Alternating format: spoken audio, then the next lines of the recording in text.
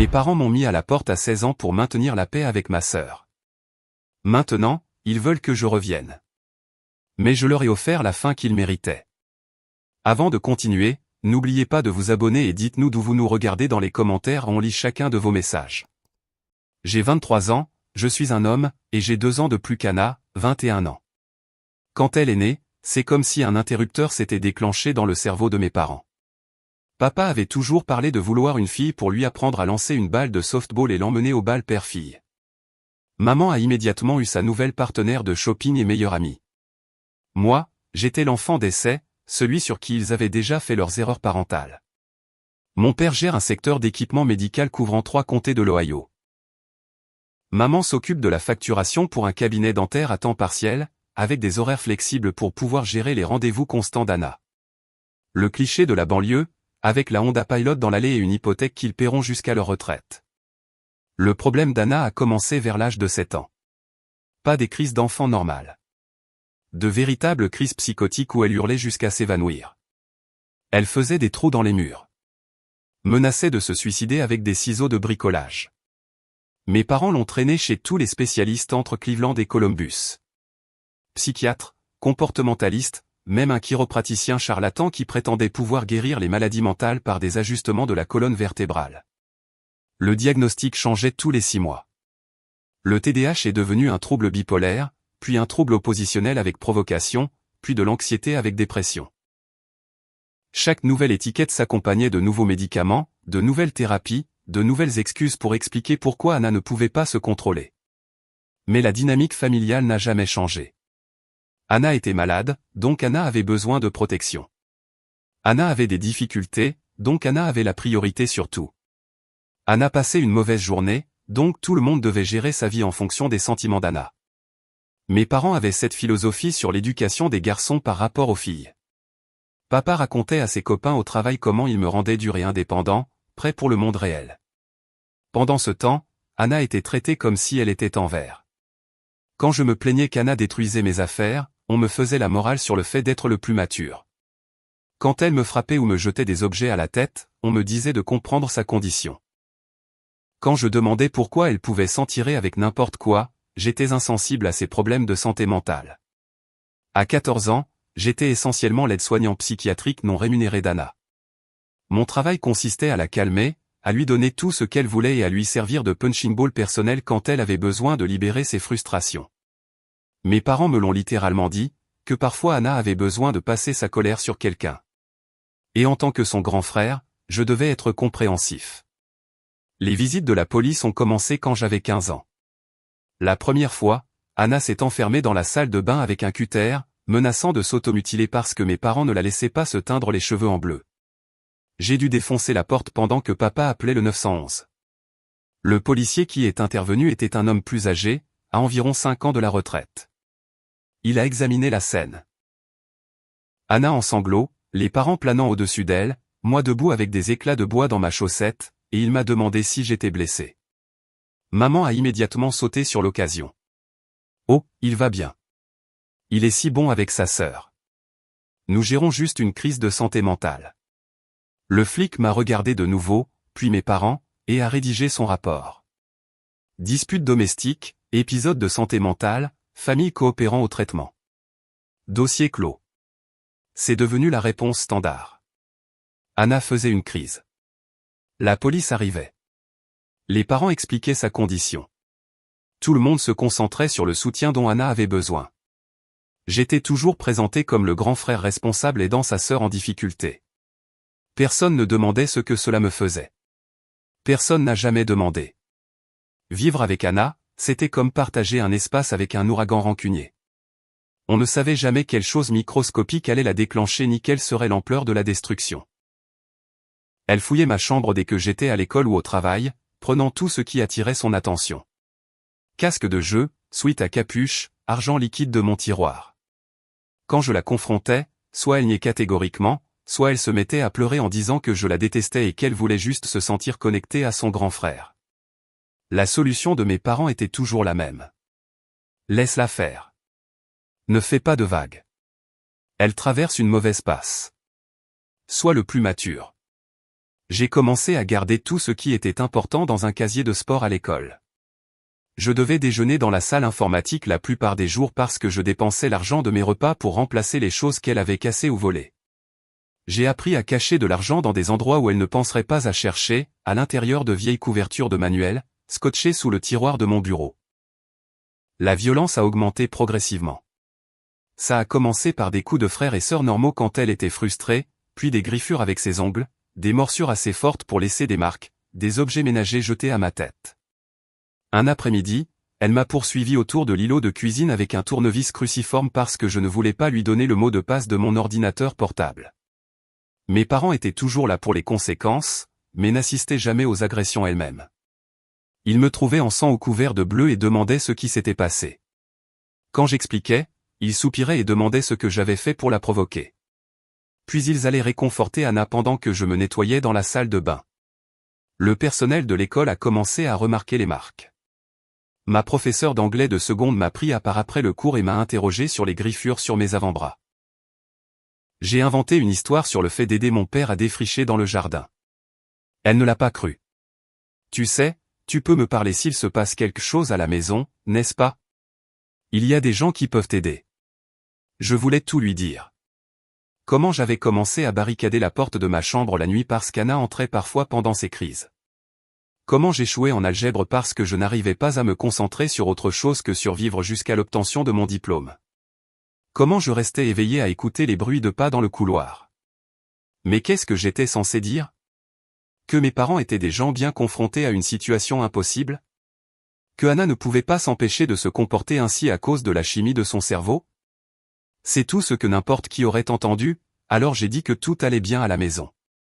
Madame Rodriguez semblait vouloir insister mais a reculé. L'isolement était écrasant. Je ne pouvais pas inviter d'amis, car on ne savait jamais quand Anna aurait une crise. Les quelques fois où j'ai essayé, elle a inévitablement fait quelque chose qui les a fait fuir, les menacer directement, casser quelque chose de valeur, se mettre à crier que tout le monde complotait contre elle. Le désastre est arrivé un jeudi de mars, 3 semaines avant mon 17e anniversaire. Je m'en souviens parce que je comptais les jours jusqu'à ce que je puisse légalement partir. Je suis rentré du travail vers 21h et j'essayais de rattraper mon retard en chimie. J'avais un examen le vendredi et j'étais déjà en retard parce que j'avais pris des heures supplémentaires pour éviter d'être à la maison. Anna était en pleine fureur. Elle avait été renvoyée de l'école pour avoir menacé de pousser une autre fille dans les escaliers et était furieuse de manquer une fête ce week-end-là. Mes parents l'avaient privée de sortie, ce qui signifiait qu'elle cherchait quelqu'un à punir. J'étais à la table de la cuisine avec mon manuel et ma calculatrice, essayant de mémoriser des formules moléculaires. Anna est descendue, fouillant les placards et les tiroirs comme si elle cherchait quelque chose. « Où est mon argent ?» a-t-elle exigé en se tournant vers moi. J'ai levé les yeux de mes devoirs. « Quel argent ?» Ne fais pas l'idiot. J'avais $60 dans ma chambre, et maintenant ils ont disparu. Tu es le seul à y entrer. C'était de pure connerie. J'évitais la chambre d'Anna comme si elle était contaminée par la peste. Je ne suis pas allé dans ta chambre. Je ne sais rien à propos de cet argent. Menteur, a-t-elle crié. Tu voles toujours mes affaires. Ce n'est pas parce que tu as un boulot de merde que tu peux me prendre des choses. L'accusation m'a frappé de plein fouet. Je travaillais 40 heures par semaine, je remplaçais constamment des gens, j'économisais chaque dollar que je gagnais. L'idée que je puisse voler qui que ce soit était insultante. Je n'ai pas pris ton argent, Anna. Peut-être que tu l'as dépensé et que tu as oublié. Ou peut-être que tu l'as mis ailleurs. C'était la mauvaise réponse. Son visage est devenu rouge et elle a commencé à hurler que tout le monde dans la maison lui volait ses affaires. Que personne ne respectait sa propriété, qu'elle en avait marre d'être traitée comme une ordure. La crise de colère habituelle d'Anna. J'ai continué à essayer d'étudier, espérant qu'elle se lasserait et trouverait quelqu'un d'autre à torturer, mais elle montait en puissance. Elle a commencé à jeter des choses, des serviettes en papier, le courrier du comptoir. Puis elle a attrapé une tasse à café en céramique que ma mère aimait et l'a fracassée contre le mur. J'avais des devoirs à finir. J'avais un examen demain.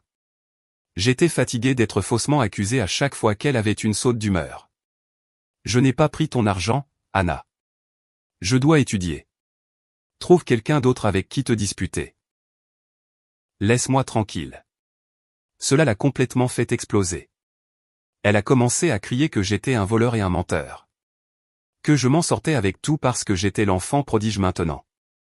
Puis elle a ouvert le tiroir à couteau et a attrapé le couteau à découper de 20 centimètres. Tu veux continuer à me mentir? A-t-elle hurlé en agitant la lame. J'aurais dû courir. Au lieu de ça, je suis resté assis là à la regarder, pensant que c'était une autre menace en l'air. Elle s'est jetée sur la table avant que je puisse réagir. Le couteau s'est planté directement dans mon épaule gauche, juste au-dessus de la clavicule. La douleur a explosé dans tout le haut de mon corps et je suis tombé de ma chaise. Puis, elle a laissé tomber le couteau et s'est immédiatement mise à pleurer.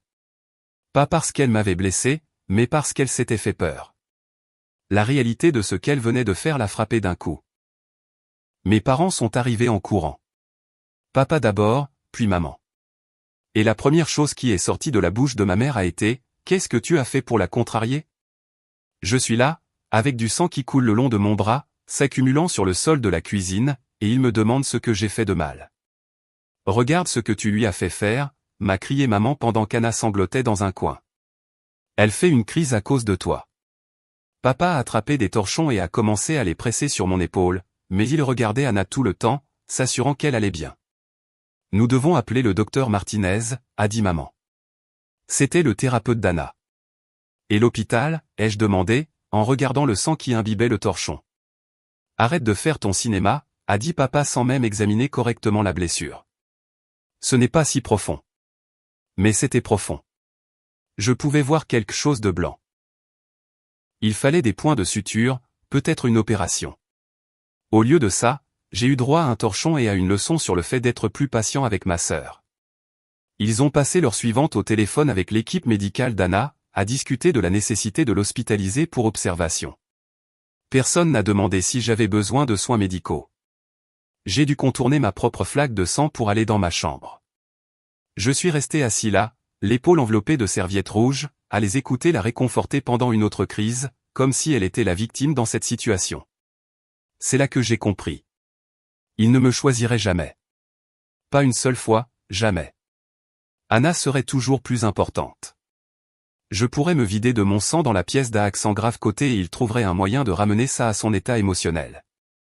Cette prise de conscience a été en fait libératrice. S'il ne voulait pas de fils, il n'avait pas à en avoir. Cette nuit-là, j'ai attendu que tout le monde dorme. La chambre d'Anna était juste en face de la mienne, et je pouvais l'entendre se parler à travers le mur. Mon épaule saignait toujours à travers les serviettes chaque fois que je bougeais. Du sang frais s'infiltrait à travers le bandage de fortune, mais j'en avais assez d'attendre que quelqu'un s'en soucie. J'ai fait un bagage léger, 2 t-shirts, un sweat à capuche, le jean que je portais et un chargeur de téléphone. Tout tenait dans mon sac à dos d'école. J'ai pris les 43 $ que j'avais économisés en tondant des pelouses et en pelletant des allées. De l'argent que j'avais prévu d'utiliser pour de nouveaux écouteurs de jeu. J'ai déverrouillé la porte arrière aussi silencieusement que possible et je suis sorti. Je n'ai pas pris mon téléphone. Ils auraient pu le localiser. Je n'ai pas laissé de mots.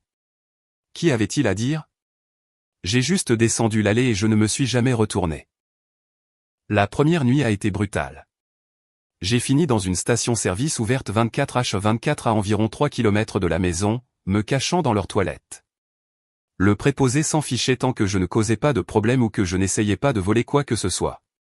J'ai utilisé des serviettes en papier pour essayer de panser à nouveau mon épaule, mais ça saignait encore pas mal. Le matin, j'ai réalisé que je n'avais pas d'autre plan que de m'enfuir. 43 $ ne durent pas longtemps quand on achète de la nourriture et qu'on essaie de rester au chaud. J'ai mangé un paquet de crackers pour le petit déjeuner et j'ai essayé de comprendre ce que les sans-abri faisaient réellement pendant la journée. Il s'avère qu'ils marchent beaucoup. On ne peut pas rester assis au même endroit. Les gens le remarquent. Les directeurs de magasins, les agents de sécurité, les flics, ils remarquent tous quand quelqu'un campe sans argent à dépenser. On apprend à rester en mouvement. Avoir l'air d'aller quelque part. J'ai trouvé une bibliothèque publique qui restait ouverte tard. On pouvait y rester assis pendant des heures tant qu'on faisait semblant de lire quelque chose. Les toilettes avaient du savon et de l'eau courante, donc j'ai pu nettoyer mon épaule correctement pour la première fois depuis l'incident. C'était pire que ce que je pensais. Profond, irrégulier, probablement infecté, mais c'était à moi de m'en occuper maintenant. La première semaine, j'ai survécu avec ce que je pouvais récupérer. Les stations-service jettent beaucoup de nourriture encore parfaitement bonne. Les ouvriers du bâtiment laissent des déjeuners à moitié mangés dans leur camion. On apprend à manger vite et à ne pas être difficile sur la provenance de ses repas. J'ai trouvé une solution pour la douche en observant d'autres sans-abri. Il y a un centre communautaire en ville qui vous laisse utiliser leurs installations si vous faites du bénévolat pendant 1 heure d'abord. Principalement déplacer des chaises ou balayer les sols. Un petit prix à payer pour se sentir à nouveau humain. Trouver des endroits pour dormir était le vrai défi. Les premières nuits, j'ai essayé de dormir à la dure derrière des bennes à ordures, sous des ponts, dans des laveries automatiques ouvertes 24h/24. Mais c'est dangereux dehors, surtout pour un adolescent maigre de 16 ans sans expérience de la rue. Des types plus âgés vous embêtaient juste parce qu'ils le pouvaient. J'ai eu de la chance de rencontrer Tommy, un gars qui travaillait de nuit dans une casse à la périphérie de la ville. Il m'a laissé dormir dans une vieille caravane sur la propriété en échange d'aide pour trier le métal pendant ses pauses. Ce n'était pas grand-chose. Pas de chauffage, pas d'eau courante, des trous dans le toit, mais c'était à moi. Personne ne pouvait me mettre dehors simplement parce que j'existais. Tommy devait avoir la cinquantaine, le visage buriné et les mains comme du cuir après des années de travail manuel. Il ne m'a jamais demandé pourquoi j'étais à la rue. La plupart des sans-abri ne posent pas ces questions. Tout le monde a ses raisons, et elles sont généralement mauvaises. Il m'a appris les bases de la survie, quelles églises distribuaient de la nourriture, quels refuges étaient sûrs par rapport à ceux qui étaient remplis de fous et de toxicomanes, quels flics vous harcelaient sans raison et lesquels vous laissaient tranquilles si vous ne causiez pas de problème. Ce qui était étrange, c'est à quelle vitesse je me suis adapté à la vie dans la rue. Après des années à marcher sur des œufs à la maison, vivre sans abri était presque relaxant. Personne n'allait me crier dessus pour avoir respiré trop fort. Je pouvais simplement exister sans m'excuser constamment. L'hiver a été rude. Cette caravane n'avait pas d'isolation, et la chauffer avec un radiateur d'appoint consommait la majeure partie de l'argent que je pouvais rassembler. J'ai appris à porter plusieurs couches de tout, à dormir dans un sac de couchage que Tommy m'a donné, et à passer la plupart des heures de la journée quelque part où il y avait du chauffage. Mon 17e anniversaire est passé en silence. Je travaillais comme journalier, chargeant des camions dans un entrepôt. Le superviseur payait en espèces à la fin de chaque journée. Pas de questions, pas de paperasse, pas de vérification d'antécédents. J'ai utilisé le salaire de ce jour-là pour m'acheter une bonne paire de chaussures de travail et un sandwich à l'épicerie du coin. Ce n'était pas la vie que j'avais prévue, mais pour la première fois depuis des années, je n'avais pas peur de m'endormir la nuit. Vivre à la dure vous apprend des choses rapidement, des choses réelles, des choses pratiques que l'école n'aborde jamais. Comme repérer les boulots qui paient en espèces et ne demandent pas de pièces d'identité, comment faire durer $20 pendant 3 jours, comment faire la différence entre quelqu'un qui pourrait réellement vous aider et quelqu'un qui vous voit comme une cible facile. Le travail journalier est devenu ma source de revenus régulière. Chaque matin à 6 heures, une trentaine de gars se rassemblaient sur un parking derrière un Home Depot. Des entrepreneurs arrivaient en camion et choisissaient ceux qui semblaient les plus forts et les plus fiables pour le travail du jour. Déménager des meubles, creuser des fossés, nettoyer des chantiers, des travaux de démolition, du travail de manœuvre qui payait peut-être $50 si vous aviez de la chance et que l'entrepreneur n'était pas un radin. Le travail était dur, mais il était honnête et personne ne se souciait de votre histoire. J'étais jeune et je pouvais travailler plus dur que la plupart des gars plus âgés, donc j'étais souvent choisi. L'astuce était de se présenter propre, sobre et prêt à travailler. La moitié des gars là-bas avaient de sérieux problèmes, addiction, problèmes de santé mentale, ennuis judiciaires. Moi, j'avais juste besoin d'un travail stable. Après quelques semaines, un entrepreneur nommé Mike a commencé à me demander spécifiquement. Il faisait de petits travaux de rénovation en ville, cuisine, salle de bain, travaux électriques de base. Rien de sophistiqué, mais de l'argent stable et une véritable formation professionnelle. Mike était différent des autres entrepreneurs. Il se souciait vraiment que vous appreniez quelque chose au lieu de simplement vous utiliser comme main-d'œuvre. Il m'expliquait ce qu'il faisait pendant que nous travaillions. Me montrait comment lire des schémas électriques et m'enseignait quels outils fonctionnaient le mieux pour différentes tâches. « Tu es intelligent », m'a-t-il dit un jour alors que nous installions un ventilateur de plafond dans la cuisine d'une dame. Trop intelligent pour vivre éternellement dans cette caravane. Je n'avais jamais mentionné la caravane, mais Mike était observateur. Il pouvait dire que j'étais sans abri juste en me regardant. La façon dont je mangeais mon déjeuner comme si c'était mon dernier repas. Le fait que je me portais toujours volontaire pour les heures supplémentaires. Le fait que je me présentais avec les 3 mêmes chemises encore et encore. Tu as déjà pensé à passer ton GED, a-t-il demandé. Non. L'école me semblait appartenir à une autre vie. Quelque chose qui appartenait au gamin qui barricadait la porte de sa chambre. Mais Mike n'arrêtait pas d'en parler et j'ai fini par y penser sérieusement. Il y avait un community college à environ 20 minutes qui proposait des cours du soir. Cela signifiait moins de temps de travail, moins d'argent qui rentrait, mais peut-être que l'investissement en valait la peine. La décision a été prise pour moi quand l'hiver a frappé fort. Le travail journalier ralentit quand il fait froid et humide, et chauffer cette caravane engloutissait la majeure partie de mes revenus. J'avais besoin de quelque chose de plus stable, de plus fiable. Je suis entré dans le bureau des admissions du Community College un mardi après-midi, portant ma chemise de travail la plus propre et essayant d'avoir l'air d'être à ma place. La femme derrière le bureau m'a regardé comme si j'allais voler quelque chose. Elle a posé beaucoup de questions auxquelles je ne pouvais pas répondre honnêtement. Où je vivais, comment je comptais payer les cours, pourquoi j'avais abandonné le lycée.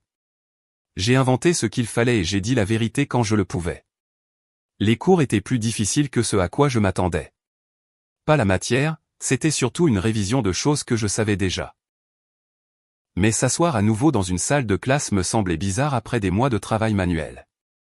Mes mains étaient tachées en permanence par le travail de construction, et je sentais la sueur de bois, peu importe combien de fois je me douchais au centre communautaire. La plupart de mes camarades de classe étaient des personnes plus âgées qui n'avaient jamais terminé le lycée ou de jeunes parents essayant d'améliorer leur situation. Tout le monde avait une histoire, et la plupart d'entre elles étaient assez dures. Ça m'a fait me sentir moins seul au monde. J'ai réussi l'examen du GED du premier coup. Mike était plus excité que moi. Il m'a emmené dîner dans un vrai restaurant, pas un fast-food, mais un endroit avec des serveurs et des serviettes en tissu. C'était la première fois que quelqu'un célébrait une de mes réussites depuis des années. Le frère de Mike dirigeait une entreprise de plomberie et cherchait toujours des apprentis. Cela signifiait une vraie formation, une vraie certification, un vrai potentiel de carrière. Cela signifiait aussi laisser le monde du travail journalier derrière moi et m'engager dans quelque chose à long terme. L'apprentissage en plomberie a commencé quand j'avais 18 ans. Tony dirigeait son entreprise de la bonne manière, il payait équitablement les apprentis, leur fournissait une véritable formation au lieu de simplement les utiliser pour les basses besognes, et traitait tout le monde avec respect. Le travail était dur, ramper sous les maisons en plein hiver, réparer des tuyaux cassés et des sous-sols inondés, gérer des problèmes qui avaient été ignorés pendant des années. Mais c'était un travail honnête qui comptait. Je me suis jeté à corps perdu dans l'apprentissage. Raccords de tuyauterie, nettoyage de canalisation, installation de chauffe-eau, travaux électriques de base pour les systèmes de pompage. Tony a commencé par m'envoyer sur de simples appels de réparation, puis m'a progressivement confié des tâches plus complexes à mesure que je prouvais ma fiabilité et ma compétence. Le programme d'apprentissage exigeait 4 ans combinés d'enseignement en classe et de formation sur le terrain. La plupart des gars mettaient 5 ou 6 ans à finir parce qu'il manquait des cours ou se laissaient distraire par d'autres opportunités. J'ai fini en exactement 4 ans. J'ai réussi mon examen de licence du premier coup. L'argent était meilleur que celui du travail journalier, mais surtout, il était stable et prévisible. Je pouvais planifier à l'avance pour la première fois depuis des années au lieu de vivre au jour le jour. Après 2 ans dans le programme, j'ai loué un petit appartement de l'autre côté de la ville. Il y avait le chauffage et l'eau courante, et une porte qui se fermait à clé de l'intérieur.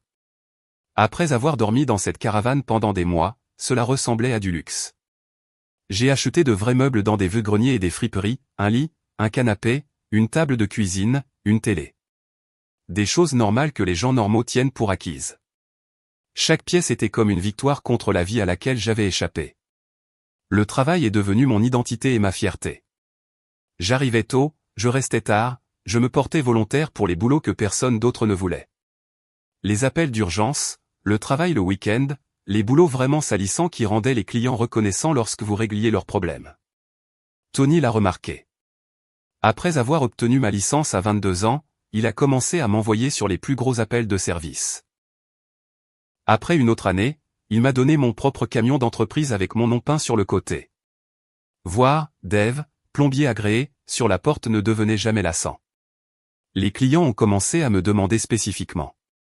Le bouche à oreille s'est répandu que j'étais fiable, honnête et que je résolvais vraiment les problèmes au lieu de simplement les améliorer temporairement. Tony m'a offert une participation dans l'entreprise juste avant mes 23 ans. J'avais été son employé le plus fiable pendant 4 ans, j'avais géré certains de ses plus gros comptes, et j'avais même amené de nouveaux clients grâce aux recommandations. Le partenariat commercial semblait surréaliste, d'adolescents sans abri à propriétaires d'entreprises en moins de 7 ans. Nous avons étendu l'opération, embauché 2 autres apprentis, acheté de meilleurs équipements. Je gagnais plus d'argent que mes parents n'en avaient jamais eu. J'ai acheté une maison. Petite, elle avait besoin de travaux, mais c'était la mienne. Je passais les week-ends à la réparer, en utilisant toutes les compétences que j'avais apprises au fil des ans. Chaque amélioration était comme une preuve que j'avais vraiment réussi. Le quartier était calme, classe moyenne, sûr. Mes voisins étaient des enseignants, des comptables, des petits entrepreneurs. Des gens normaux menant des vies normales. Ils me connaissaient comme le gars poli d'à accent grave côté qui réglait leurs problèmes de plomberie et gardait sa pelouse propre. Aucun d'entre eux ne savait d'où je venais ni ce que j'avais survécu. J'aimais ça. Le passé me semblait être arrivé à une personne complètement différente. Ma vie sociale était simple mais solide. Des amis du travail, des gars de la salle de sport que j'avais rejointe, des voisins que j'avais aidés avec divers projets de rénovation. Rien de profond ou de compliqué, mais assez de connexions humaines pour me garder ancré et normal. Je sortais occasionnellement, mais je gardais les choses légères. La confiance ne venait pas facilement après avoir grandi comme je l'avais fait. La plupart des femmes de mon âge voulaient des relations qui évoluaient rapidement. Voulaient tout savoir sur votre passé et votre famille. Je n'étais pas prêt pour ces conversations. La plupart des soirs, je m'asseyais sur ma terrasse arrière et je profitais simplement du calme. Après des années de chaos et de danger, la paix me semblait être le luxe ultime. Je ne pensais pas beaucoup à ma famille pendant ces années. Quand je le faisais, c'était comme se souvenir d'un mauvais film que j'avais vu une fois. Désagréable, mais plus réel. Ils appartenaient à une autre vie, une que j'avais complètement laissée derrière moi. Cela a bien fonctionné jusqu'à ce qu'ils décident de me retrouver. J'avais encore un vieux compte Facebook du lycée que j'avais pratiquement oublié. Je ne m'y étais pas connecté depuis peut-être 2019. Un samedi après-midi tranquille, je nettoyais de vieux comptes email et je me suis souvenu qu'il existait. C'est là que je les ai vus. Ma mère publiait depuis des années ses messages manipulateurs en quête de sympathie, espérant et priant toujours pour que notre fils rentre à la maison. L'amour d'une mère n'abandonne jamais. Certaines blessures prennent du temps à guérir, mais la famille est éternelle. Les commentaires en dessous étaient exactement ce à quoi on pouvait s'attendre. Des voisins et des amis de la famille offrant leur soutien, disant qu'ils priaient pour notre famille, demandant s'il y avait quelque chose qu'ils pouvaient faire pour aider à me retrouver. Ça m'a rendu malade. Ces gens pensaient que j'étais un gamin à problème qui avait trempé dans des gangs ou la drogue. Ils n'avaient aucune idée de ce à quoi j'avais réellement échappé ni pourquoi j'avais dû disparaître. La publication peignait le tableau de parents en deuil cherchant désespérément leur enfant perdu. Mais je savais mieux. S'ils avaient vraiment cherché, ils auraient déposé des rapports de police. Ils auraient fait autre chose que de jouer la comédie du deuil sur les réseaux sociaux des années après les faits. J'ai parcouru des années de cette performance. Ma mère partageant des souvenirs soigneusement sélectionnés de temps meilleurs avec des photos qui rendaient notre famille normale et heureuse. Même certains membres de ma famille élargie y allaient de leurs commentaires de soutien et de leur partage. Tout cela conçu pour les faire passer pour des victimes au lieu des personnes qui avaient créé la situation en premier lieu. J'aurais dû simplement supprimer le compte et continuer ma vie. Mais voir ma mère jouer cette comédie a déclenché quelque chose en moi que je pensais enterrer. J'ai envoyé un seul message. Simple, direct. Je suis en vie. Laissez-moi tranquille. J'aurais dû tous les bloquer et retourner à ma vie paisible. Mais la famille a un moyen de trouver des fissures même dans les murs les plus solides que vous construisez. Ma cousine Sarah a obtenu mon numéro de téléphone d'une manière ou d'une autre. Probablement via des annuaires professionnels ou des recherches dans les registres publics. Les appels ont commencé en une semaine. Puis les emails à mon adresse professionnelle. Puis d'autres membres de la famille se sont impliqués. Tous voulaient discuter et guérir les vieilles blessures. Mais ils n'étaient pas intéressés par la guérison. Ils voulaient que je revienne et que je m'excuse. Ma mère a eu le culot de me dire que j'avais réagi de manière excessive à des conflits fraternels typiques. Elle a dit que j'avais rendu leur vie plus difficile en disparaissant, les forçant à gérer seuls les problèmes d'Anna tout en s'inquiétant de ce qui m'était arrivé. Quand je lui ai rappelé l'incident du coup de couteau, elle l'a complètement balayé. C'était un accident. Elle n'a jamais voulu te faire de mal. Un accident, comme si Anna avait trébuché en tenant un couteau et que mon épaule se trouvait juste au mauvais endroit. Le harcèlement s'est intensifié lorsque j'ai arrêté de répondre à leurs appels et à leurs emails. Ils ont commencé à se présenter sur mon lieu de travail, appelant Tony et se faisant passer pour des clients potentiels. Ils ont même retrouvé certains de mes voisins pour leur poser des questions sur moi. Ils ont trouvé mon email via le site web de l'entreprise et ont commencé à envoyer des messages quotidiens. Pas seulement mes parents, mais des tantes, des oncles, des cousins dont je me souvenais à peine. Des amis de la famille auxquels je n'avais pas pensé depuis des années. Tous agissant comme si j'étais le problème. Ma tante Linda a même écrit « Tes parents ont tout sacrifié pour toi et Anna. Le moins que tu puisses faire est de montrer un peu de gratitude et de respect. » Tout sacrifié, hein? Il m'avait sacrifié pour Anna, mais apparemment ça ne comptait pas. Puis ma mère a décidé de se présenter chez moi. Je réparais un robinet qui fuyait dans ma cuisine quand j'ai entendu la sonnette. Par la fenêtre, je pouvais la voir debout sur mon porche. Elle avait amené des renforts. Mon père attendait près de leur voiture dans l'allée. Je n'ai pas répondu. Elle a sonné à nouveau, puis a commencé à frapper, puis à marteler assez fort pour faire trembler le cadre de la porte. Pendant 20 minutes, elle a continué, frappant, sonnant, m'appelant par mon nom à travers la porte. Les voisins ont commencé à regarder par leurs fenêtres. Finalement, j'ai ouvert la porte avant qu'il ne fasse plus de scène. « Voilà mon garçon », a dit maman avec un faux sourire. Comme si c'était une visite familiale normale. Ils m'ont bousculé pour entrer chez moi sans y être invité. Ils sont entrés comme s'ils étaient chez eux, regardant tout ce que j'avais construit. « Bel endroit », a dit maman, examinant mes meubles et mes décorations. « Tu t'en es bien sorti. Tu vois ce que tu peux accomplir quand tu t'y mets. » La condescendance était immédiate et familière. Même ces compliments ressemblaient à des insultes. J'ai fermé la porte derrière eux, non pas parce que je les voulais à l'intérieur, mais parce que je ne voulais pas que les voisins aient une place au premier rang. « Qu'est-ce que vous voulez ?» ai-je demandé sèchement. Papa s'est avancé, la voix cassante. « Tu nous dois des excuses pour la façon dont tu es parti, pour le désordre que tu as créé. » Je l'ai regardé, stupéfait. Je suis parti couvert de mon propre sang pendant que vous deux appeliez le thérapeute d'Anna. Qui devrait s'excuser exactement? Ils n'ont pas bronché. Ils avaient répété pour ça. Ils ont passé 1 heure dans mon salon à rejouer la vieille routine. La culpabilité sur l'état d'Anna qui s'était aggravée après mon départ. La colère à propos de l'embarras que je leur avais causé devant leurs amis et collègues. Une fausse inquiétude pour ma santé mentale. Et quand le numéro de la honte n'a pas fonctionné, papa a craqué. « Tu nous as humiliés » a-t-il dit, la voix montant. Les gens posaient des questions. « Tu t'es enfui comme un lâche et tu nous as laissé gérer les conséquences. » Maman est intervenue comme si elle jouait les pacificatrices. « Anna a demandé de tes nouvelles » a-t-elle dit doucement, comme si cela devait signifier quelque chose. « Elle va mieux maintenant. Stable, elle travaille, elle est en couple. Elle veut arranger les choses. » La pièce est restée silencieuse un instant. La conversation a tourné en rond pendant encore 30 minutes. Ils n'étaient pas là pour s'excuser ou faire de véritables amendes honorables.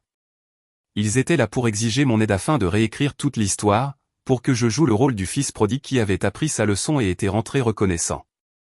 Finalement, j'en ai eu assez de la comédie. Je veux que vous sortiez de ma maison, tous les deux, maintenant. Papa s'est avancé comme s'il allait bomber le torse, comme il le faisait avant. Tu ne peux pas simplement mettre tes propres parents à la porte, a-t-il lâché. Tu dois assumer les dégâts que tu as causés. Il a essayé de me fixer, ce vieux truc de l'époque où il avait encore le contrôle. Il l'a tenu une demi-seconde, mais ensuite il l'a vu.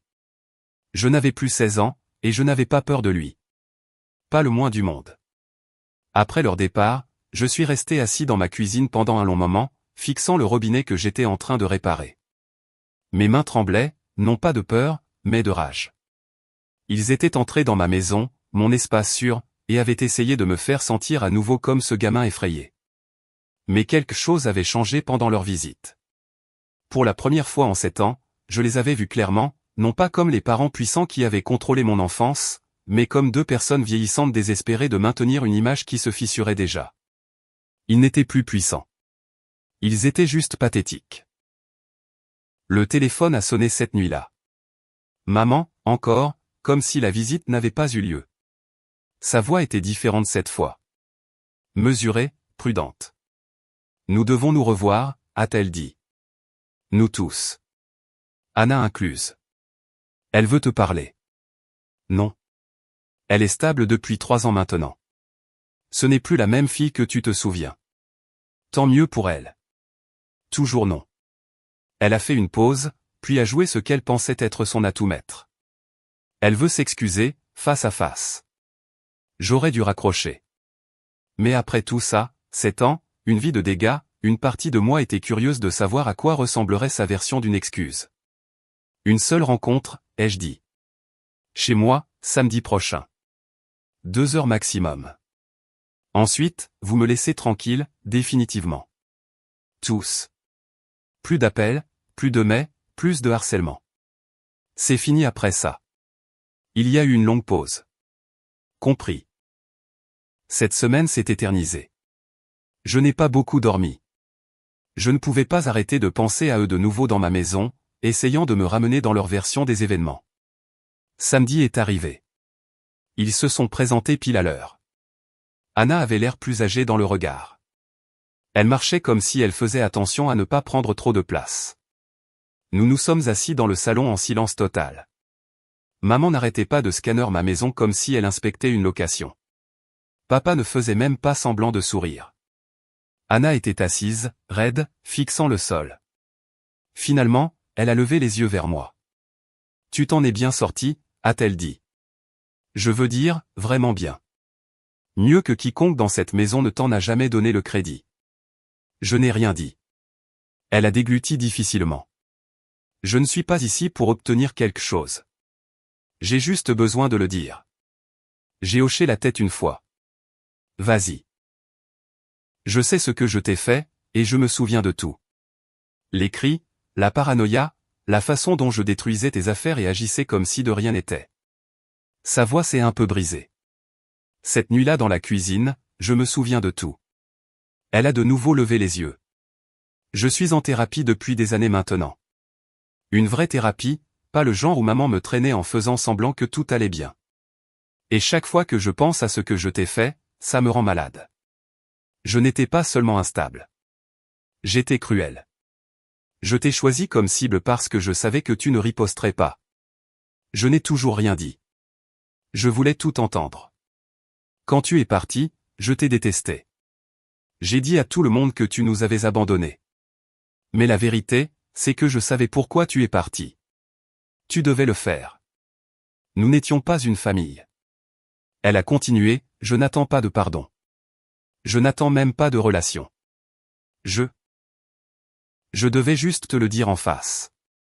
J'ai entendu maman soupirer comme si elle s'ennuyait. Papa s'est agité comme s'il voulait intervenir et prendre le contrôle, mais aucun d'eux n'a bougé. Anna s'est levée lentement et s'est approchée. Je pensais qu'elle allait prendre son sac ou quelque chose. Au lieu de ça, elle m'a serré dans ses bras. Elle s'est accrochée à moi comme quelqu'un qui ne demandait pas à être réintégré. Juste reconnaissante d'être encore debout devant la porte. Je n'ai pas répondu à son étreinte. Pas tout de suite. Elle s'est reculée après quelques secondes, les yeux pleins de larmes. Je vais y aller, a-t-elle dit doucement. C'est tout ce dont j'avais besoin. C'est là que maman est intervenue, comme si elle ne supportait pas de ne plus être le centre de l'attention. Nous avons tous fait des erreurs, a-t-elle dit, prenant sa voix de thérapeute. Nous devons maintenant aller de l'avant, en tant que famille. Je les ai regardés, puis de nouveau Anna. Non, ai-je dit sèchement. Anna a fait des erreurs et les a assumées. Vous deux, vous avez fait des choix. Vous avez regardé faire. Ça ne se termine pas par des câlins et une thérapie de groupe, ai-je continué. Vous êtes venu ici pour vous sentir mieux. Vous pensez toujours que je suis le problème. Vous pensez toujours que je vous dois quelque chose. J'ai de nouveau regardé Anna. Je te pardonne. Anna a cligné des yeux. Pas parce que tu l'as mérité. Ai-je ajouté, Mais parce que tu as fait la seule chose que ces deux-là n'ont jamais faite, tu l'as admis. Puis je me suis tourné vers mes parents. Mais vous, vous n'aurez pas ça. Ni maintenant. Ni jamais. Vous ne savez même pas pourquoi vous vous excusez. Ils n'ont pas discuté. Ils sont restés là, abasourdis. 20 minutes plus tard, ils étaient partis. Anna a regardé en arrière une fois avant de monter dans la voiture. Merci. Je lui ai fait un petit signe de tête. C'était tout ce dont elle avait besoin. J'ai fermé la porte à clé et je suis retourné à la cuisine. La blessure était toujours là, mais elle n'était plus ouverte. Je n'avais pas besoin de parents qui me voyaient comme un dommage collatéral. Je n'avais même pas besoin d'une sœur qui avait enfin trouvé sa conscience. Mais pour la première fois depuis des années, je n'étais plus seul dans ce souvenir. Merci d'avoir regardé jusqu'au bout. Si cette histoire vous a touché, n'oubliez pas de liker, de vous abonner et de partager. Et surtout, dites-nous ce que vous en pensez en commentaire, on adore vous lire.